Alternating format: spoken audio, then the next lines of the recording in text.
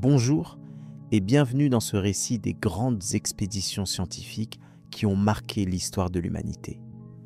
Nous commençons notre voyage avec l'expédition égyptienne de Ramsès II, organisée vers 1280 avant notre ère.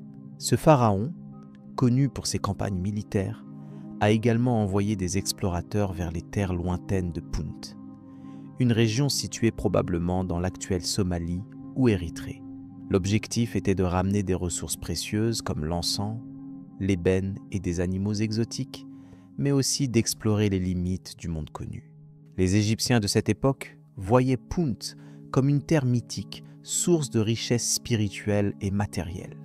Et cette expédition visait à renforcer la puissance de l'Égypte face à ses rivaux. Les préparatifs de cette expédition étaient colossaux.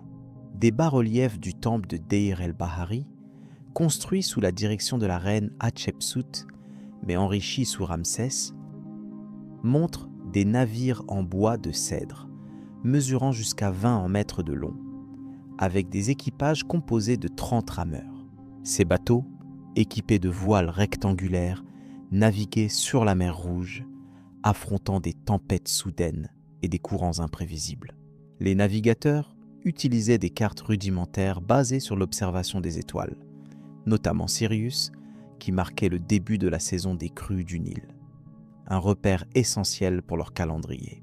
Une fois arrivés à Punt après un voyage de plusieurs mois, les explorateurs ont rencontré des populations locales vivant dans des huttes sur pilotis, échangeant des perles, des outils en cuivre et des étoffes contre des produits rares.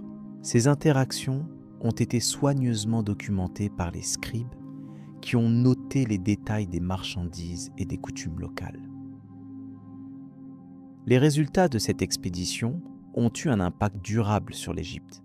Les scribes ont rapporté le retour de 5 navires chargés de 300 sacs d'encens, 120 troncs d'ébène, ainsi que des girafes, des léopards et des singes, qui ont fasciné la cour de Ramsès II. Ces richesses ont été utilisées dans les rituels religieux, notamment pour l'encensement des temples, et ont renforcé les liens commerciaux avec les régions africaines. Les bas-reliefs montrent des arbres à encens transplantés en Égypte, preuve que les explorateurs ont étudié la flore locale pour en rapporter des spécimens vivants. Cette expédition a également élargi la connaissance géographique, avec des descriptions de côtes et de ports qui ont été intégrées dans les archives royales.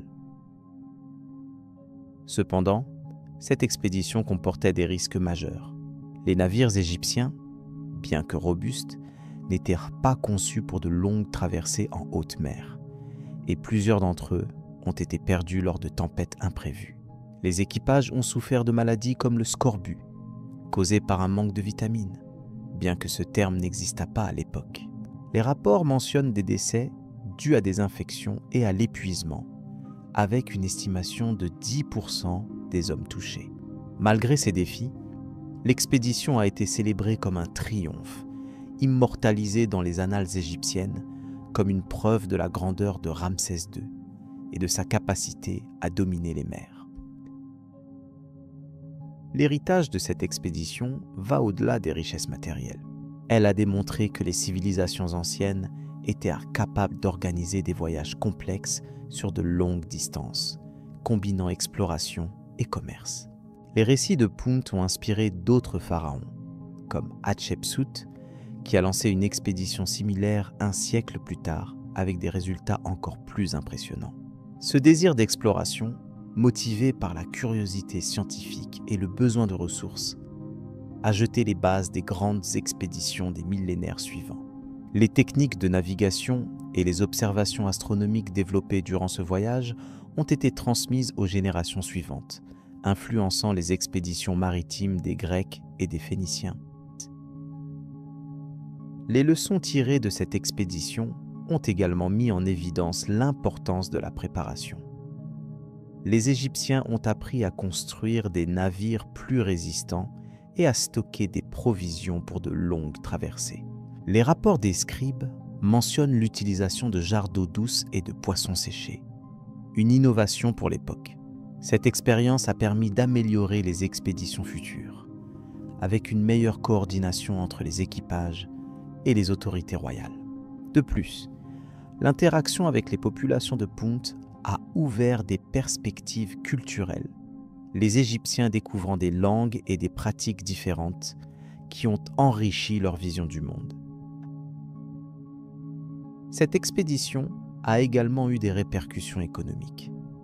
L'arrivée de l'encens et de l'ébène a stimulé le commerce intérieur, avec des ateliers royaux transformant ces matériaux en objets de luxe pour la noblesse. Les animaux exotiques, présentés lors de festivals, ont renforcé le prestige de Ramsès II, consolidant son pouvoir face à des rivaux comme les Hittites. Les données collectées sur les routes maritimes ont été conservées dans les archives de Thèbes, servant de référence pour les expéditions ultérieures. Ainsi, cette première grande expédition scientifique a non seulement rapporté des richesses, mais a aussi posé les fondations d'une tradition d'exploration organisée en Égypte antique. Les défis rencontrés ont révélé des limites technologiques de l'époque. Les Égyptiens n'avaient pas de compas ni d'instruments précis pour mesurer la latitude, dépendant uniquement des étoiles et des vents.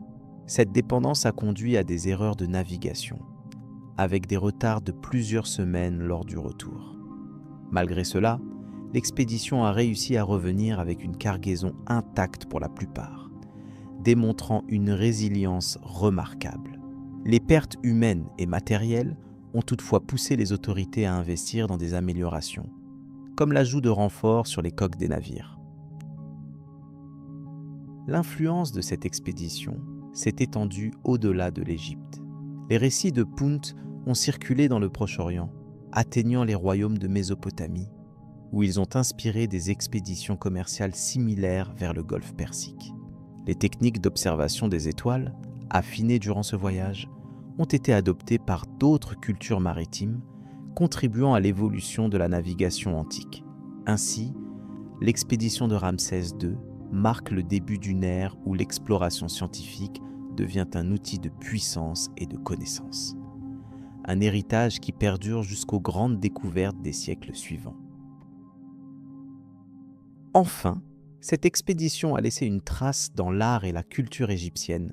Les bas-reliefs de Deir el-Bahari, avec leurs détails sur les navires et les marchandises, sont devenus une source d'inspiration pour les artistes de l'époque. Ces représentations ont été copiées dans d'autres temples, préservant la mémoire de l'événement pour les générations futures.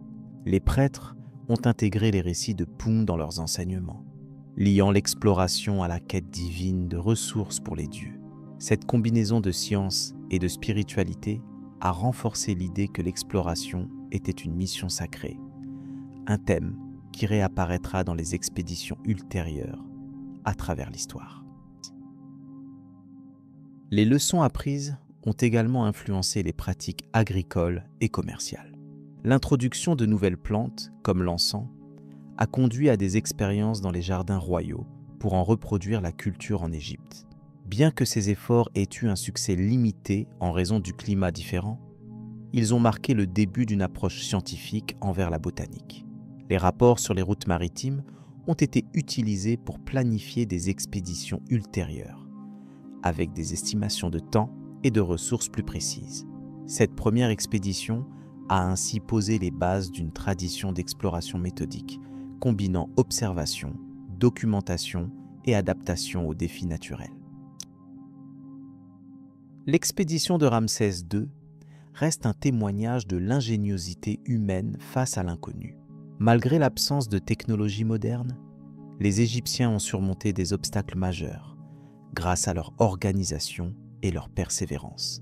Les récits de cette aventure ont été transmis oralement et par écrit, influençant les explorateurs des siècles suivants. Cette expédition marque le point de départ d'une longue histoire d'expéditions scientifiques, où la curiosité humaine a conduit à des découvertes qui ont façonné notre compréhension du monde. Son héritage perdure dans les archives égyptiennes, un rappel de l'ambition qui a poussé l'humanité à explorer au-delà de ses frontières. Nous nous tournons maintenant vers l'expédition de Pythéas de Massalia, un navigateur grec qui a exploré les mers du nord de l'Europe vers 325 avant notre ère. Pythéas. Originaire de la colonie grecque de Massalia, l'actuelle Marseille, a entrepris ce voyage pour découvrir les sources d'étain et d'ambre, des ressources précieuses pour le commerce méditerranéen. Son objectif était également scientifique. Il cherchait à comprendre la géographie des terres septentrionales et à vérifier les récits sur des régions où le soleil ne se couchait jamais en été. Cette expédition a marqué une avancée majeure dans la connaissance des régions nordiques. L'organisation de ce voyage était ambitieuse pour l'époque. Pythéas a utilisé un navire de 20 mètres de long, construit en bois de chêne, avec une voile carrée et un équipage de 15 marins expérimentés. Il a emporté des provisions pour 6 mois, incluant du blé, du poisson salé et de l'huile d'olive stockés dans des amphores scellées. Le voyage a débuté dans la Méditerranée, remontant la côte atlantique de la Gaule, puis traversant des eaux inconnues jusqu'aux îles britanniques et au-delà. Pythéas s'orientait grâce à l'observation des étoiles et à un instrument rudimentaire, un gnomon, pour mesurer l'angle du soleil et estimer la latitude. Les résultats de cette expédition ont été révolutionnaires. Pythéas a atteint les îles britanniques, décrivant des populations locales qui cultivaient l'orge et vivaient dans des maisons en pierre. Il a exploré plus au nord, jusqu'à une région qu'il a appelée Thulé, probablement l'actuelle Norvège ou l'Islande, où il a observé le phénomène du soleil de minuit avec des journées de 24 heures de lumière en été. Il a également découvert des sources d'étain en Cornouailles et d'ambre sur les côtes de la mer Baltique, des ressources qui ont enrichi les routes commerciales grecques.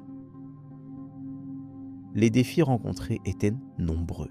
Les eaux de l'Atlantique Nord étaient agitées, avec des tempêtes fréquentes qui ont endommagé le navire à plusieurs reprises, nécessitant des réparations sur des plages isolées. Les températures glaciales, descendant à moins 5 degrés en mer, ont causé des gelures à 3 membres de l'équipage.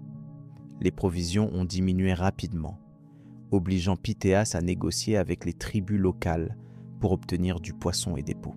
Malgré ces obstacles, il a réussi à revenir à Massalia après un voyage de 2 ans, apportant des informations précieuses. L'héritage de cette expédition a été significatif. Les observations de Pythéas sur le soleil de minuit ont influencé les théories grecques sur la forme de la Terre, soutenant l'idée qu'elle était sphérique, une hypothèse développée plus tard par Ératosthène. Ces descriptions des marées, qu'il a liées au cycle lunaire, ont été une avancée majeure pour l'astronomie antique. Les routes commerciales établies pour l'étain et l'ambre ont renforcé les échanges entre la Méditerranée et le nord de l'Europe, perdurant pendant des siècles. Les leçons tirées ont amélioré les techniques de navigation. Pythéas a noté l'importance de suivre les côtes pour éviter les tempêtes en haute mer, une pratique adoptée par les marins grecs ultérieurs. Il a recommandé l'utilisation de peaux huilées pour protéger les provisions de l'humidité, une innovation qui a réduit les pertes alimentaires. Ces adaptations ont été transmises aux navigateurs phéniciens et romains, qui ont repris ces routes pour leurs propres expéditions. L'impact économique a été notable. L'étain de Cornouailles, essentiel pour la fabrication du bronze, a été importé en grande quantité, avec des cargaisons estimées à 200 kg par voyage. L'ambre de la Baltique, utilisé pour les bijoux, a enrichi les artisans grecs, augmentant les revenus des ports comme Massalia. Les données géographiques collectées ont été archivées dans les écoles grecques, servant de base pour les cartes romaines ultérieures. Les limites technologiques étaient évidentes. Sans instrument précis pour mesurer la longitude, Pythéas a dû estimer les distances, ce qui a conduit à des erreurs dans ses calculs, estimant la distance entre Massalia et Thulé à 5000 km, alors qu'elle était plus proche de 3000 laies. Les conditions météorologiques imprévisibles ont causé des retards, prolongeant le voyage de plusieurs mois. Malgré cela, l'expédition a démontré la capacité humaine à explorer des régions extrêmes. L'influence de cette expédition s'est étendue au monde antique.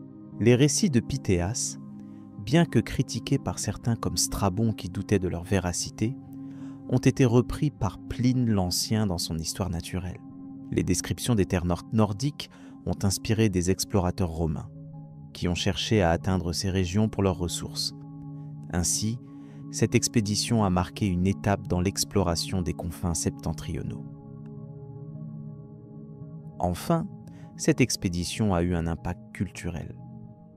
Les récits de Pythéas ont été enseignés dans les écoles grecques, popularisant l'idée que le monde était plus vaste que la Méditerranée.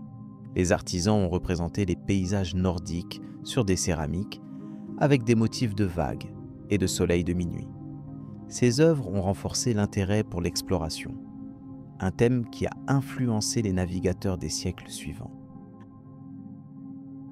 Les observations astronomiques de Pythéas ont enrichi les connaissances grecques. Il a mesuré l'angle du Soleil à Thulé, estimant la latitude à environ 66 degrés nord, une précision remarquable pour l'époque. Ces données ont été utilisées par Hipparque pour affiner ses calculs sur l'inclinaison de l'axe terrestre.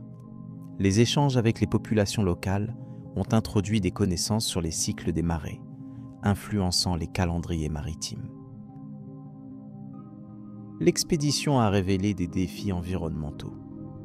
Les eaux glaciales et les brouillards épais ont compliqué la navigation, avec des pertes de visibilité pendant des jours. Ces expériences ont conduit Pythéas à développer des techniques d'orientation basées sur le son des vagues, une méthode adoptée par les marins nordiques ultérieurs. Ces adaptations ont été documentées, influençant les expéditions maritimes des siècles suivants. L'héritage scientifique a perduré dans les écoles grecques. Les rapports de Pythéas, copiés dans les bibliothèques d'Alexandrie, ont servi de référence pour les géographes romains comme Ptolémée.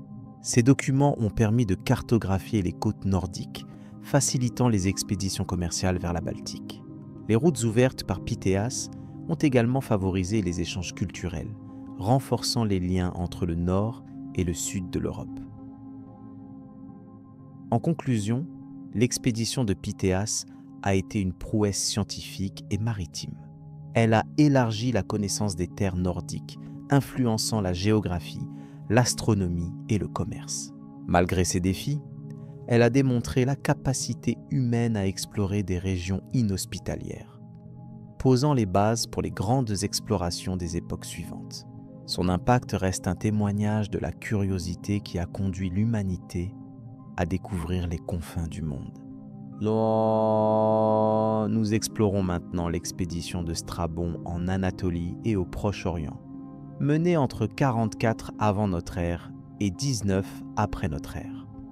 Strabon, un géographe et historien grec, a entrepris ce voyage pour documenter les régions conquises par l'Empire romain, notamment l'Anatolie, la Syrie et l'Égypte. Son objectif était de compiler une géographie détaillée, la géographie qui combinerait observations personnelles et données historiques pour éclairer les administrateurs romains. Cette expédition a marqué une étape dans l'étude systématique des terres méditerranéennes sous domination romaine. L'organisation de cette expédition reflétait l'infrastructure romaine. Strabon voyageait avec une escorte de 10 soldats et des scribes, utilisant des chariots tirés par des mules pour transporter des parchemins, de l'encre et des provisions comme du pain, de l'huile et du vin. Le trajet couvrait environ 3000 km, passant par des routes pavées comme la Via Sébaste en Anatolie et des fleuves comme l'Oronte en Syrie. Strabon s'appuyait sur des cartes romaines existantes et des entretiens avec des gouverneurs locaux pour planifier son itinéraire. Il utilisait un astrolabe rudimentaire pour mesurer les angles solaires, une technique améliorée depuis Pythéas. Les résultats de cette expédition ont été riches en détails. Strabon a décrit les villes comme Antioche, avec ses 40 000 habitants, et les ports comme Alexandrie, reliant le Nil à la Méditerranée. Il a noté les cultures agricoles, comme les oliviers d'Anatolie et les champs de blé d'Égypte, produisant 500 tonnes par an dans certaines régions.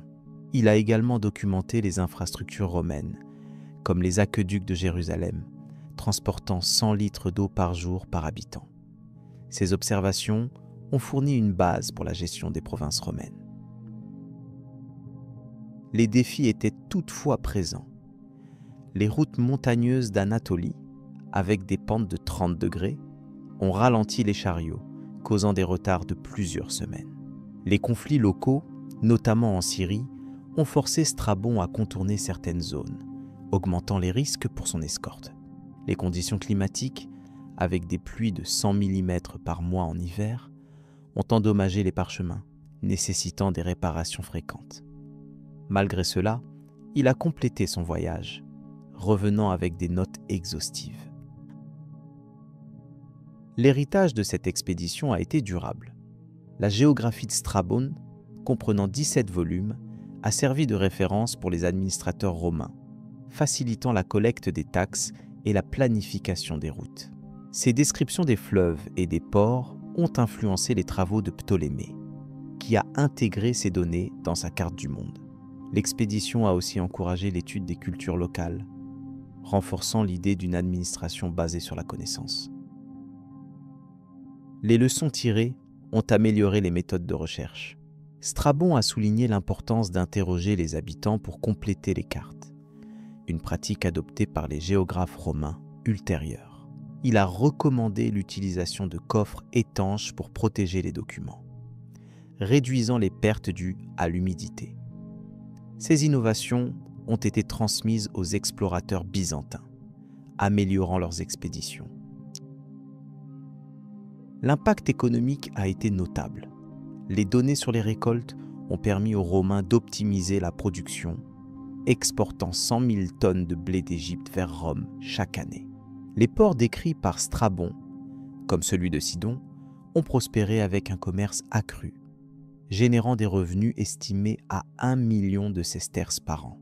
Les informations géographiques ont été archivées à Rome, servant de guide pour les campagnes militaires. Les limites technologiques étaient évidentes. Sans instrument précis pour mesurer les altitudes, Strabon a estimé les hauteurs des montagnes, comme le Taurus à 2000 mètres, avec des erreurs de 10%.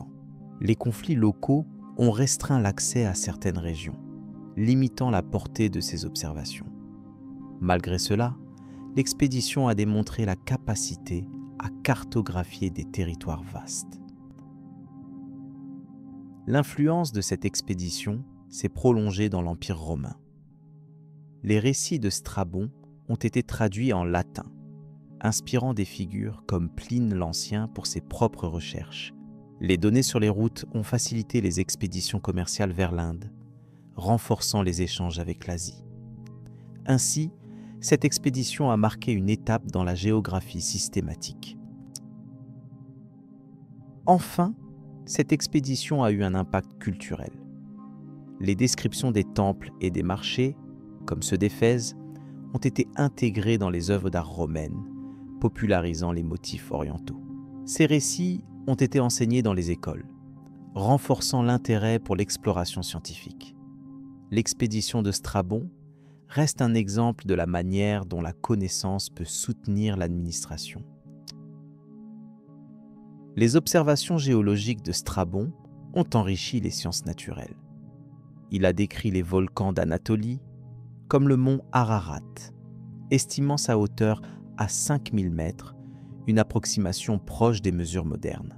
Ces données ont été utilisées par les ingénieurs romains pour planifier des infrastructures résistantes au séisme.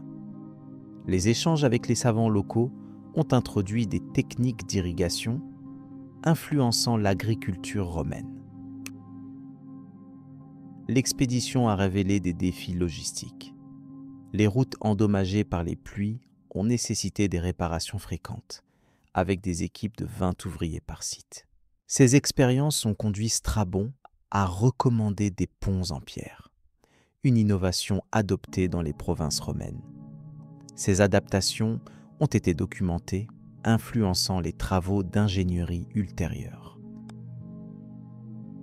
L'héritage administratif a perduré. Les cartes de Strabon ont servi de base pour les recensements romains, estimant la population d'Anatolie à 3 millions d'habitants. Ces documents ont permis de planifier des routes commerciales, réduisant les temps de trajet de 10%. Les connaissances géographiques ont aussi facilité les campagnes contre les Parthes, renforçant l'Empire. En conclusion, l'expédition de Strabon a été une contribution majeure à la géographie antique. Elle a fourni des données détaillées sur les provinces romaines, influençant l'administration, le commerce et les sciences. Malgré ces défis, elle a démontré la capacité humaine à cartographier et comprendre des territoires vastes. Son impact reste un témoignage de la curiosité qui a conduit l'humanité à explorer son environnement. Nous nous penchons à présent sur l'expédition maritime de Zheng He, amiral chinois de la dynastie Ming, qui a entrepris 7 grands voyages entre 1405 et 1433. Commandité par l'empereur Yongle, Zheng He avait pour mission d'établir des relations diplomatiques, d'explorer les routes commerciales et d'affirmer la puissance chinoise dans l'océan Indien. Ces flottes, composées de navires gigantesques, ont visité des régions aussi éloignées que l'Asie du Sud-Est, l'Inde, la péninsule arabique et la côte est de l'Afrique. Cette série d'expéditions a marqué l'apogée de la navigation chinoise. L'organisation de ces voyages était impressionnante. La flotte de Zheng He comptait jusqu'à 300 navires, dont les plus grands, appelés navires trésors, mesuraient 120 mètres de long et transportaient 1000 hommes chacun.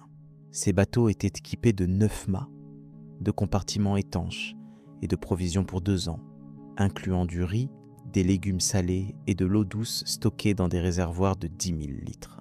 Les équipages utilisaient des boussoles magnétiques et des cartes stellaires pour naviguer, couvrant des distances totalisant 30 000 km au cours des 7 voyages. Oh, les résultats de ces expéditions ont été remarquables. Zheng He a établi des contacts diplomatiques avec plus de 30 royaumes, comme le royaume de Malacca et le sultanat de Calicut, échangeant des cadeaux comme de la soie et de la porcelaine contre de l'ivoire et des épices. Il a rapporté des animaux exotiques, tels que des girafes et des lions, offerts comme tribut à l'empereur. Les observations géographiques ont permis de dresser des cartes détaillées, comme la carte de Mao Kun, qui décrivait les côtes de l'Afrique orientale jusqu'à Mombasa. Ces voyages ont également introduit des produits comme le poivre et le santal en Chine. Les défis étaient toutefois considérables. Les tempêtes dans l'océan Indien ont coulé plusieurs navires, avec des pertes estimées à 5% de la flotte lors du 3e voyage. Les maladies, comme le paludisme, ont affecté les équipages dans les régions tropicales, tuant environ 300 hommes par expédition. Les tensions avec certains royaumes, comme celui de Ceylan, ont conduit à des conflits armés, bien que Zheng He ait privilégié la diplomatie. Malgré ces obstacles, il a réussi à maintenir la discipline parmi ses 20 000 marins. L'héritage de ces expéditions a été significatif. Les routes commerciales établies ont renforcé les échanges entre la Chine et l'Afrique, avec des exportations de soie estimées à 2000 tonnes par an. Les cartes de navigation ont influencé les explorateurs européens, comme Vasco de Gama, qui a utilisé des informations chinoises pour atteindre l'Inde. Les récits des voyages, consignés dans les annales Ming, ont préservé les connaissances sur les cultures étrangères, influençant la littérature et l'art chinois. Les leçons tirées ont amélioré la navigation chinoise. Zheng He a perfectionné l'usage des boussoles, permettant des traversées plus précises, et a introduit des techniques de réparation en mer, comme l'utilisation de résine pour colmater les coques. Ces innovations ont été adoptées par les marchands chinois, réduisant les pertes en mer de 20%. Les rapports sur les courants marins ont également optimisé les trajets futurs. L'impact économique a été immense. Les épices et les bois précieux rapportés ont stimulé les marchés de Nanjing, générant des revenus fiscaux de 3 millions de taels d'argent par an. Les ports comme Quanzhou sont devenus des centres d'échange internationaux, accueillant des marchands arabes et indiens. Les données collectées sur les ressources ont été archivées dans les bibliothèques impériales, servant de guide pour les politiques commerciales. Les limites technologiques étaient apparentes. Malgré leurs avancées, les Chinois n'avaient pas de sextant pour mesurer la latitude avec précision, dépendant des étoiles et des estimations. Les navires, bien que robustes, étaient invulnérables au typhon, avec des pertes matérielles estimées à 10% par voyage. Ces contraintes ont contribué à l'arrêt des expéditions après 1433 sous la pression des fonctionnaires confucianistes opposés aux dépenses. L'influence de ces expéditions s'est prolongée dans les régions visitées. Les royaumes d'Asie du Sud-Est, impressionnés par la flotte chinoise, ont envoyé des émissaires à Pékin, renforçant les liens diplomatiques. Les récits des voyages ont été traduits en arabe, influençant les navigateurs comme Ibn Battuta. Ainsi, les expéditions de Zheng He ont marqué une ère de connectivité maritime. Enfin, cette série d'expéditions a eu un impact culturel. Les animaux exotiques, comme la girafe offerte à l'empereur, ont été représentés dans les peintures Ming, symbolisant la grandeur de la dynastie. Les récits des marins ont été intégrés dans les contes populaires, popularisant l'idée d'un monde vaste et diversifié. Ces voyages restent un exemple de la manière dont l'exploration peut renforcer le prestige national. Les observations astronomiques de Zheng He ont enrichi les connaissances chinoises. Il a documenté les constellations visibles dans l'hémisphère sud, comme la Croix du Sud, améliorant les calendriers maritimes. Ces données ont été utilisées par les astronomes Ming pour prédire les moussons, facilitant les voyages commerciaux. Les échanges avec les savants arabes ont introduit des techniques de navigation, influençant les flottes chinoises. L'expédition a révélé des défis logistiques. La gestion d'une flotte de 300 navires nécessitait une coordination complexe, avec des arrêts fréquents pour ravitailler. Ces expériences ont conduit Zheng He à établir des bases permanentes comme à Malacca pour stocker des provisions. Ces bases ont été utilisées par les marchands pendant des décennies, réduisant les coûts de navigation. L'héritage diplomatique a perduré.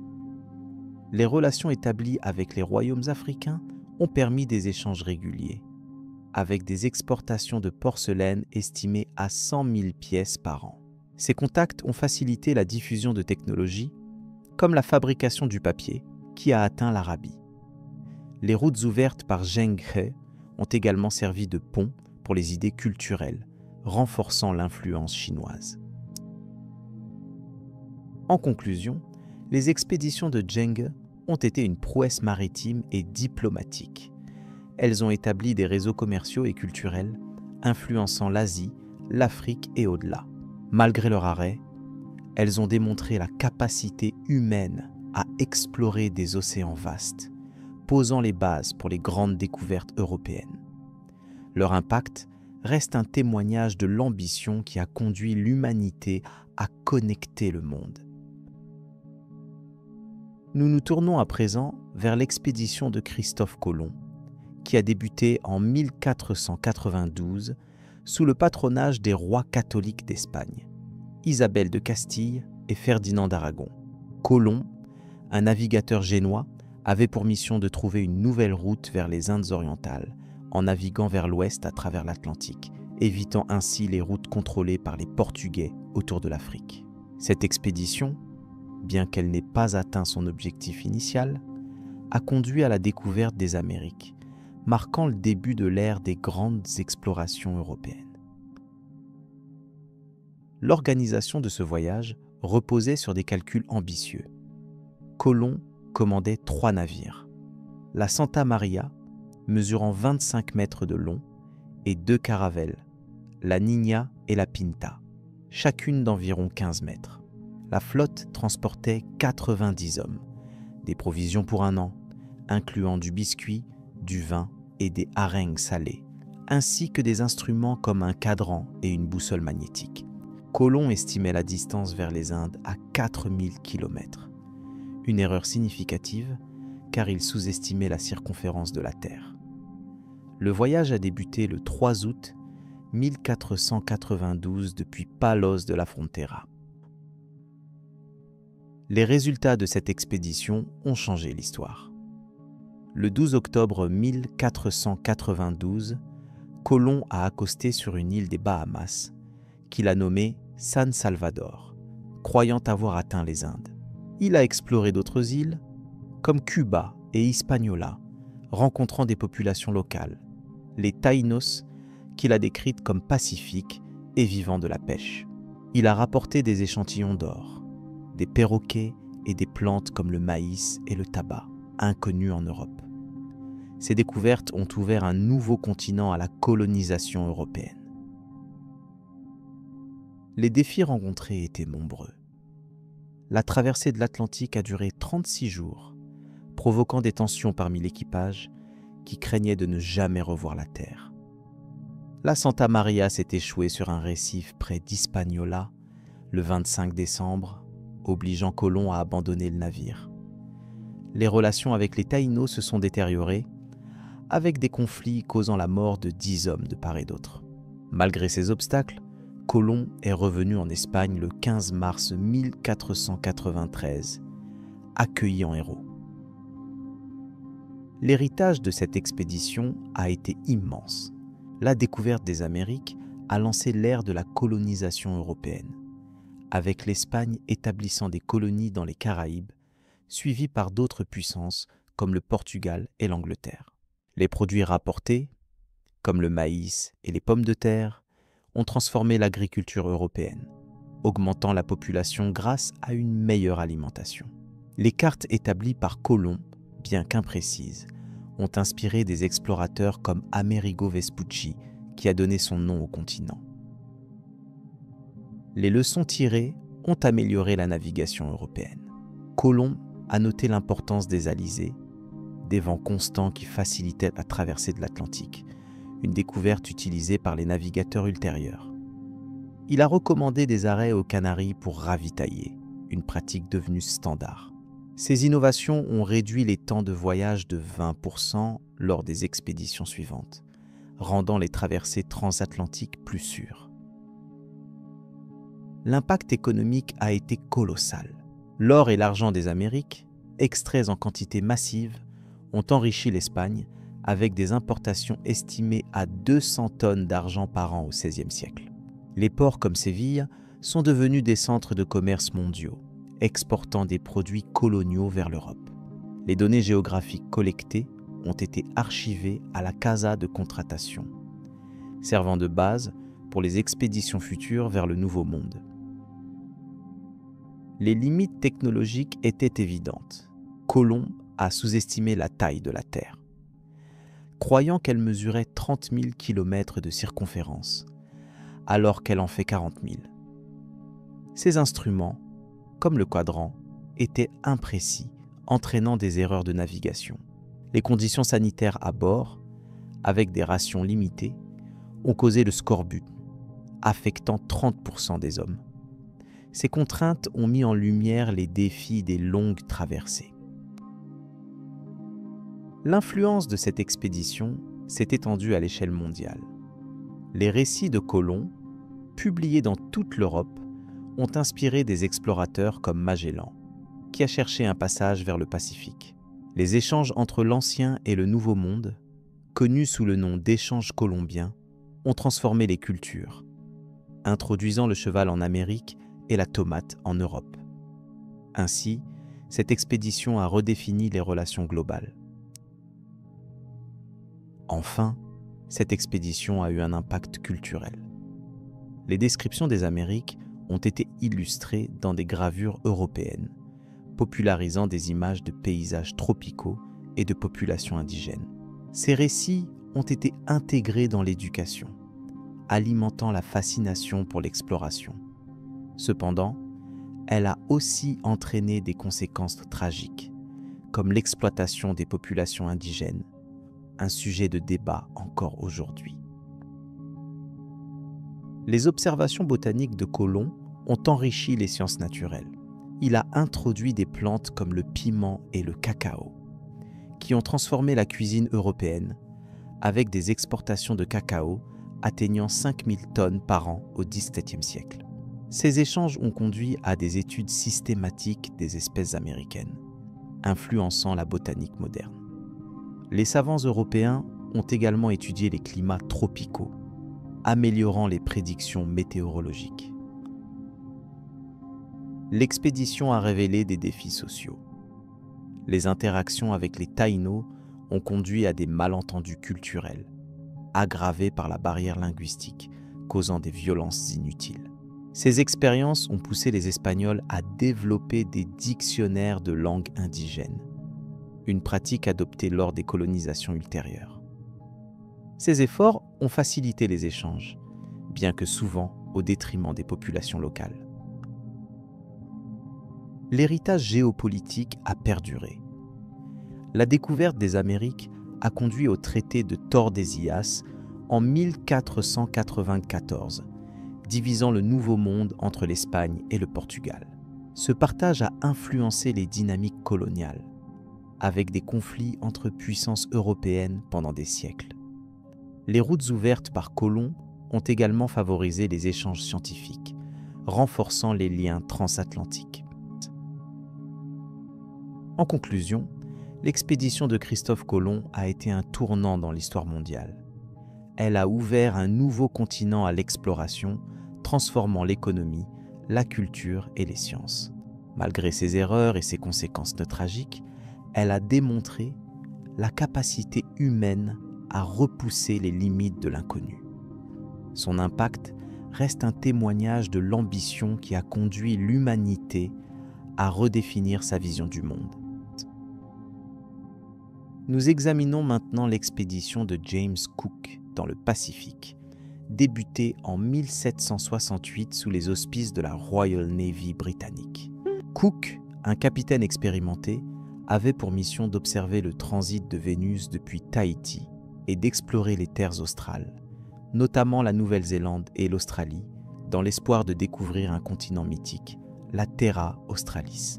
Cette expédition, à bord du HMS Endeavour, a marqué une avancée majeure dans la cartographie et la science naturelle, grâce à des méthodes modernes et une approche respectueuse des populations locales. L'organisation de ce voyage était méticuleuse. Le HMS Endeavour, un navire de 30 mètres de long, transportait 94 hommes, dont des scientifiques comme le botaniste Joseph Banks et l'astronome Charles Green. Les provisions incluaient 200 tonnes de nourriture, telles que du biscuit, du porc salé et de la bière, stockés dans des cales étanches. Cook utilisait des instruments avancés pour l'époque, comme un sextant et un chronomètre marin, permettant une navigation précise sur plus de 40 000 km. Le voyage a débuté le 26 août 1768 depuis Plymouth. Les résultats de cette expédition ont été extraordinaires. Le 3 juin 1769, Cook a observé avec succès le transit de Vénus, fournissant des données pour estimer la distance Terre-Soleil, estimée à 148 millions de kilomètres, une approximation proche des mesures modernes. Il a cartographié les côtes de la Nouvelle-Zélande et l'est de l'Australie, nommant la région Botany Bay pour sa riche flore. Il a aussi établi des contacts pacifiques avec les Maoris et les aborigènes, échangeant des outils contre des ressources locales comme le poisson. Les défis étaient toutefois significatifs.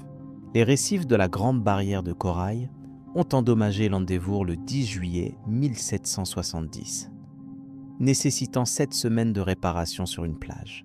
Les maladies, notamment le scorbut, ont affecté 30% de l'équipage, bien que Cook ait réduit les pertes en imposant une alimentation riche en agrumes. Les tensions avec certains Maoris ont conduit à des affrontements, causant la mort de 7 hommes. Malgré cela, le navire est revenu en Angleterre le 12 juillet 1772. L'héritage de cette expédition a été profond. Les cartes de Cook, précises à moins de 2% d'erreur, ont été utilisées par les navigateurs britanniques pour coloniser l'Australie et la Nouvelle-Zélande. Les collections botaniques de Banks, comprenant 1300 espèces inconnues, ont enrichi la science européenne, influençant des figures comme Carl von Linné. L'approche de Cook envers les indigènes a inspiré des codes de conduite pour les explorateurs ultérieurs, promouvant des relations moins violentes. Les leçons tirées ont amélioré les expéditions maritimes. Cook a démontré l'efficacité des agrumes contre le scorbut, une pratique adoptée par la Royal Navy, réduisant la mortalité de 50% sur les voyages suivants. Il a perfectionné l'utilisation du chronomètre pour calculer la longitude, une innovation qui a révolutionné la navigation. Ces avancées ont été transmises aux expéditions du XIXe siècle. L'impact économique a été notable. Les ressources découvertes, comme le bois de l'Australie, ont soutenu les colonies britanniques avec des exportations atteignant 100 000 tonnes par an au XIXe siècle.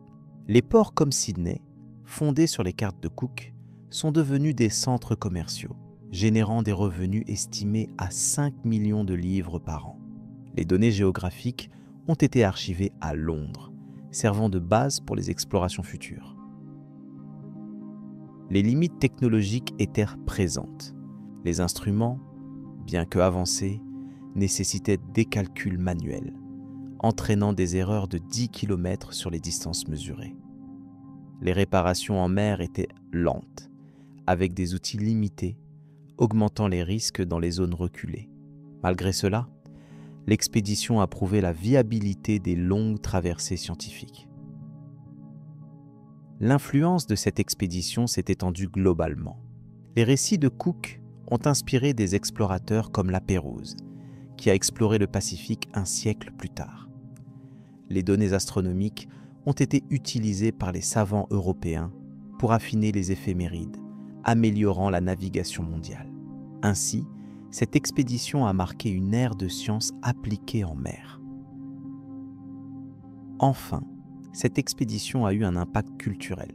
Les dessins de Banks, représentant des plantes et des indigènes, ont été publiés en Europe, popularisant l'image du Pacifique. Ces récits ont été intégrés dans l'éducation, renforçant l'intérêt pour l'ethnographie. Cependant, ils ont aussi justifié la colonisation, un sujet de débat aujourd'hui. Les observations botaniques de Cook ont transformé les sciences naturelles.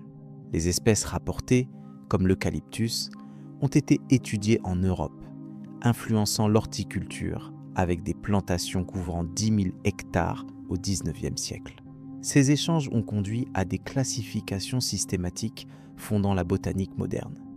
Les savants ont aussi analysé les climats océaniques, améliorant les prévisions météorologiques. L'expédition a révélé des défis environnementaux. Les récifs coralliens ont testé la résistance du navire, avec des réparations nécessitant 40 hommes pendant une semaine. Ces expériences ont conduit Cook à développer des techniques de navigation côtière, comme l'utilisation de sondes pour mesurer les fonds marins. Ces méthodes ont été documentées, influençant les marins du XIXe siècle. L'héritage scientifique a perduré. Les cartes de Cook ont servi de base pour les atlas britanniques, facilitant les expéditions commerciales vers l'Australie. Les données sur les courants océaniques ont permis d'optimiser les trajets, réduisant les temps de navigation de 15%. Ces connaissances ont aussi soutenu les études océanographiques, renforçant les sciences marines. En conclusion, l'expédition de James Cook a été une prouesse scientifique et maritime. Elle a cartographié des régions inconnues, enrichi les sciences naturelles et établi des standards pour les explorations futures. Malgré ces défis, elle a démontré la capacité humaine à explorer les océans, posant les bases pour la colonisation et la recherche globale. Son impact reste un témoignage de la curiosité qui a conduit l'humanité à découvrir le Pacifique. Nous concluons notre série avec l'expédition Apollo 11, la mission spatiale américaine qui a permis à l'humanité de poser le pied sur la Lune pour la première fois. Le 20 juillet 1969, dirigée par la NASA, cette mission avait pour objectif de réaliser le défi lancé par le président John F. Kennedy en 1961. Envoyer un homme sur la Lune avant la fin de la décennie. Menée par les astronautes Neil Armstrong, Buzz Aldrin et Michael Collins, Apollo 11 a marqué l'apogée de la course à l'espace entre les États-Unis et l'Union soviétique. L'organisation de cette mission était d'une ampleur sans précédent. La fusée Saturne V, mesurant 110 mètres de haut, a transporté le vaisseau Apollo, composé du module de commande Columbia et du module lunaire Eagle. Le vaisseau pesait 46 tonnes et transportait des provisions pour 11 jours, incluant des repas lyophilisés et de l'eau recyclée. Les astronautes utilisaient des ordinateurs de bord, capables de traiter 5000 instructions par seconde, et des systèmes de navigation basés sur les étoiles. Le lancement a eu lieu le 16 juillet 1969 depuis Cap Kennedy, en Floride.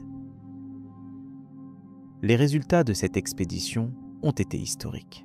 Le 20 juillet, Neil Armstrong est devenu le premier homme à marcher sur la Lune, prononçant les mots célèbres « Un petit pas pour l'homme, un bond de géant pour l'humanité ». Armstrong et Aldrin ont passé 2 heures et 30 minutes sur la surface lunaire, collectant 21 kg de roches, installant des instruments comme un sismomètre et plantant le drapeau américain. Michael Collins est resté en orbite dans le module Columbia, assurant le retour vers la Terre. La mission a pris fin le 24 juillet avec un amérissage dans le Pacifique. Les défis rencontrés étaient colossaux. La descente du module lunaire Eagle a été critique, avec une alarme informatique signalant une surcharge à 30 mètres du sol, forçant Armstrong à piloter manuellement. Le carburant était presque épuisé, ne laissant que 30 secondes de réserve. Les conditions spatiales, comme l'absence d'atmosphère et des températures de moins 100 degrés à l'ombre, ont testé la résistance des combinaisons spatiales. Malgré cela, la mission a été un succès, retransmise à 600 millions de téléspectateurs dans le monde. L'héritage d'Apollo 11 a transformé la science et la culture. Les roches lunaires ont révélé que la Lune s'était formée il y a 4,5 milliards d'années, confirmant des théories sur l'origine du système solaire. Les technologies développées, comme les circuits intégrés, ont révolutionné l'informatique avec des applications dans les ordinateurs modernes. La mission a également inspiré des générations, renforçant l'idée que l'humanité pouvait repousser les limites de l'exploration spatiale. Les leçons tirées ont amélioré les missions futures. La NASA a perfectionné les systèmes de navigation, réduisant les risques d'erreurs informatiques de 40% lors des missions Apollo suivantes. L'utilisation de combinaisons spatiales plus flexibles a été adoptée, facilitant les mouvements sur des surfaces extraterrestres. Ces innovations ont été appliquées aux missions vers Mars, comme celle de Perseverance en 2021. L'impact économique a été significatif. Le programme Apollo, coûtant 25 milliards de dollars, a créé 300 000 emplois aux États-Unis, stimulant des industries comme l'aérospatiale et l'électronique. Les technologies dérivées, comme les matériaux ignifuges, ont généré des revenus estimés à 3 milliards de dollars par an dans les années 1980. Les données scientifiques ont été archivées à Houston, servant de base pour les recherches lunaires modernes. Les limites technologiques étaient apparentes. Les ordinateurs de bord, bien qu'avancés, avaient une mémoire de seulement 74 kilooctets, limitant les calculs complexes. Les communications entre la Terre et la Lune, avec un décalage de 2 secondes, ont compliqué les interventions en temps réel. Malgré cela, la mission a démontré la capacité humaine à surmonter des défis extrêmes dans l'espace. L'influence d'Apollo 11 s'est étendue globalement. Les images de la Terre vues de la Lune, comme la photo Lever de terre, ont inspiré le mouvement environnemental, popularisant l'idée d'une planète fragile. Les récits de la mission ont été intégrés dans l'éducation, motivant des vocations scientifiques. Ainsi, cette expédition a redéfini notre place dans l'univers. Enfin, cette mission a eu un impact culturel. Les empreintes d'Armstrong sur la Lune sont devenues un symbole d'accomplissement humain, représenté dans des films et des œuvres d'art. Les récits des astronautes ont été publiés dans le monde entier, renforçant l'intérêt pour l'exploration spatiale. Apollo 11 reste un exemple de ce que l'humanité peut accomplir avec ambition et coopération. Les observations scientifiques ont enrichi la géologie. Les roches lunaires, dépourvues d'eau, ont indiqué que la Lune n'avait jamais eu d'atmosphère, influençant les théories sur son évolution. Ces données ont été utilisées pour étudier d'autres corps célestes, comme les lunes de Jupiter. Les échanges avec les savants soviétiques, après la mission, ont renforcé la collaboration spatiale internationale. L'expédition a révélé des défis logistiques. La préparation des astronautes, avec 2000 heures d'entraînement, a nécessité une coordination entre 30 000 ingénieurs. Ces expériences ont conduit la NASA à développer des simulateurs avancés, utilisés pour former les équipages de la Station spatiale internationale. Ces outils ont réduit les erreurs humaines de 20%. L'héritage technologique a perduré. Les systèmes de communication d'Apollo ont servi de base pour les satellites modernes, couvrant 90% des télécommunications mondiales aujourd'hui. Les données sur la gravité lunaire ont permis d'optimiser les atterrissages sur d'autres planètes, comme Mars. Ces avancées ont également soutenu les recherches sur les exoplanètes, élargissant notre compréhension de l'univers. En conclusion, l'expédition Apollo 11 a été une prouesse scientifique et humaine. Elle a permis à l'humanité de toucher un autre corps céleste, transformant notre vision de l'espace et de nous-mêmes. Malgré ces défis, elle a inspiré des avancées technologiques et culturelles qui perdurent. Son impact reste un témoignage de l'ambition qui a conduit l'humanité à atteindre les étoiles.